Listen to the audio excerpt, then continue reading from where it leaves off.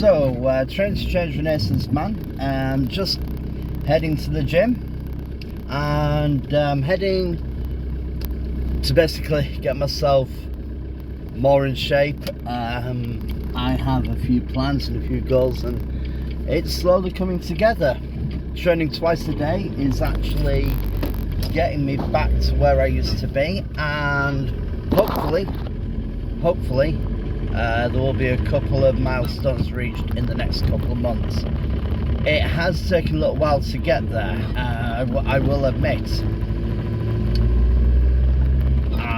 There have been some setbacks this year, but mostly I've been moving forwards. And very soon, fingers crossed, should really have something to show. So today's topic, and I've watched with interest a lot of different martial artists, Michael J. White in particular, and I want it very clearly understood. Michael J. White, or Ja White, or I'm not too sure. Different people pronounce his name differently. I've seen a lot of his fights and stuff, and he is a very, very capable, very experienced fighter, very good at what he does. And I've got a lot of respect for what he's achieved and what he has been able to do. There is no doubt about his capability, no doubt about his talent. He was fantastic in I've got the movie at home. It's a Batman animated cartoon. Essentially it is a what if Batman met up with Bruce Lee. I can't remember the name of the movie. I think it's Batman versus the Dragon or something like that. But it's an excellent movie, and I'll put the name of the movie down. He really did a fantastic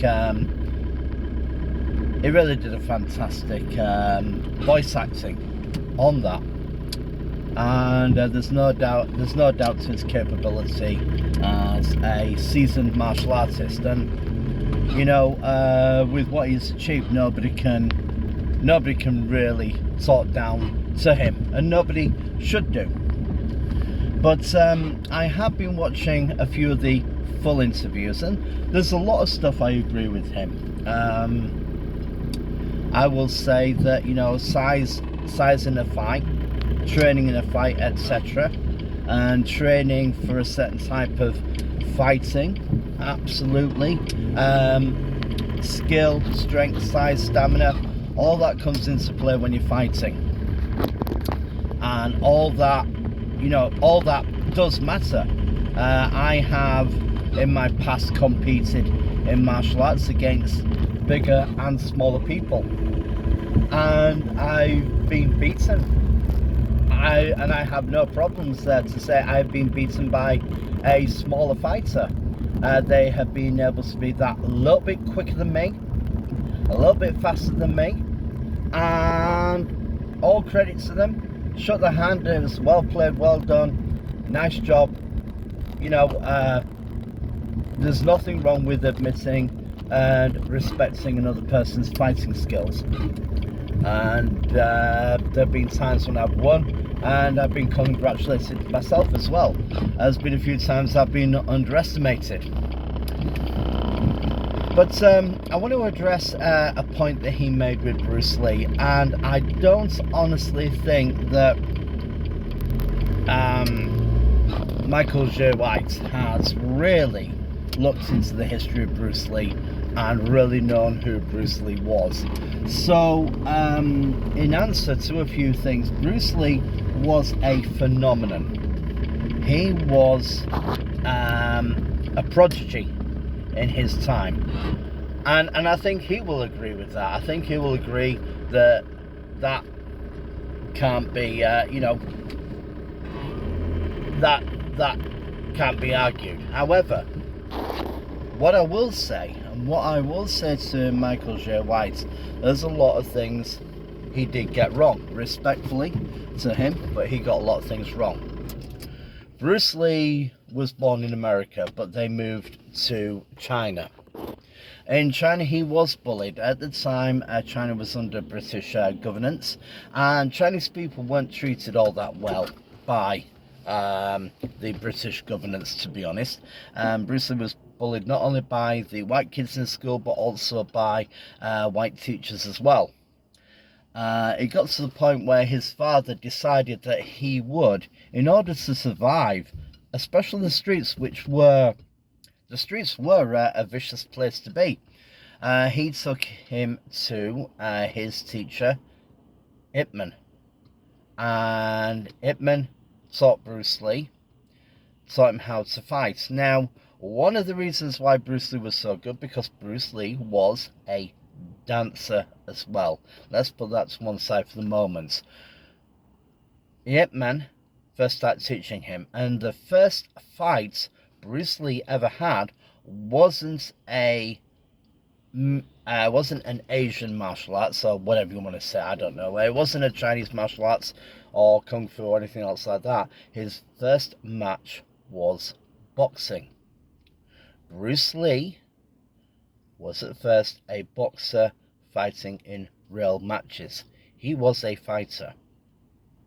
And Ip Man taught him other martial arts, taught him kung fu and a few other things. Bruce Lee developed his skills on the streets. He would challenge people in dojos to fight him, because he was on Bruce Lee. One of his main beliefs is you do not learn how to fight until you are in a fight. Afterwards, he would speak with the people he fought, and he would say, "Hey, let's take a look at what you did. Let's take a look at everything else." And he would share knowledge, and he would share knowledge. He would actually increase himself and increase other people. Now, I'm not going to turn around and say that Bruce Lee, like some people, was unbeatable. Bruce Lee was beatable, all right? Let's put this very, very clear. Bruce Lee, there were times when he was defeated in very real fights, and at one point was so very badly injured that he had to spend months recuperating from that injury. And yet he would still go back and he would learn from them, learn that technique and adapt it to himself. Okay? In many ways, and respectfully to Michael J. White, in many ways, Bruce Lee was a natural born fighter who fought in very real, life-threatening fights, and was very skilled at coming out on top. And if he didn't, he would go back and he would face that person again until he won. All right? There seems to be, and I'm not just picking on Michael J. White, there seems to be a lot of martial artists these days who disrespect the forerunners. In fact, even Chuck Norris, and there's been a few people who have mentioned Chuck Norris and Jackie Chan. Jackie Chan said in a fight Bruce Lee was too fast for him.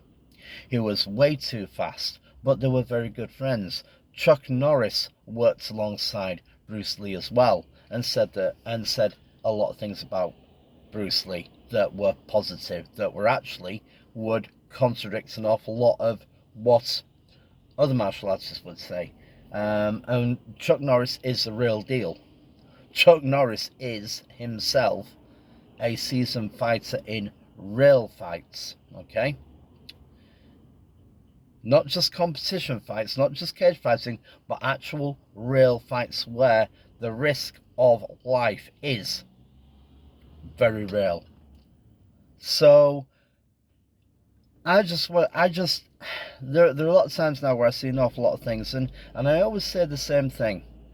It's very easy to say, oh, I'm bigger than him, or I'm more well-trained than him, and stuff like that. It's very, very, very easy to say about past martial artists who have now died. to say that. And it's very easy to say that because they don't have to prove anything against that, because the person can't defend themselves. I think, to be honest with you, is we need to leave these forerunners alone. We need to just be respectful of those people. I'm going to end with this as well. It's very, very foolish for someone to say that they will beat someone else in a fight. There are way too many variables of what could happen. For example, we all saw what happened when Conor McGregor, he was in the cage, ready to fight, moved forwards, his leg broke. There are many things. You can move the wrong way and the opponent can catch you off guard.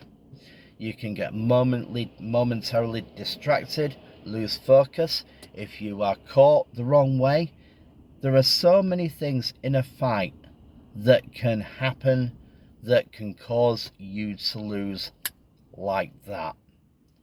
Okay? Size, strength, training, everything, yes, all that comes into it, but it takes 1 second, microsecond, one mistake, and then suddenly you've lost the fight. And it happens so many times. We've seen it so many times where someone has made a mistake and it's turned around and bam, that person has lost. Okay? And they come from a very strong start. We've seen it so many times. So I think it's a very dangerous thing to say, oh yeah, I will beat someone, or I will beat this, or I will beat that, I will beat the other. Fights just don't work that way. Okay? You can always say, well, you know, I myself have said, you know, I'll put up a good fight and I'll go in and I'll do what I can, but I never ever assume that I will beat someone in a fight. Never. Too many things can go wrong. Believe me. And I'm not just talking about in competition or anything else. I'm talking about in reality where somebody wants to go and hurt you. I'm telling you now, I've seen people who have been big, solid, very, very strong. They've been in a brawl. Something's happened on the street, and I've seen it as a doorman, as a bouncer. I've seen it happen so many times where the doorman gets clonked just right underneath there, and they're down. That's it. Out for the count. For at least a couple of minutes. And there are plenty of examples of that. Remember, a fight isn't a, oh, he'll win or they will win. It is a fight, and the winner is completely unknown until the other person has lost. And it's as simple as that. Purely simple as that. So I think everybody who talks about this, they've got to be very, very careful. Very, very careful about what they say and how they say it. So, like I said, a lot of respect to Michael J. White, a lot of respect to the fighters out there. You know, they've got a lot of ability, they've trained hard and trained well, and I respect that. I have absolutely no disrespect for them. Just saying, you always need to be very careful on what you say, because life doesn't work that way.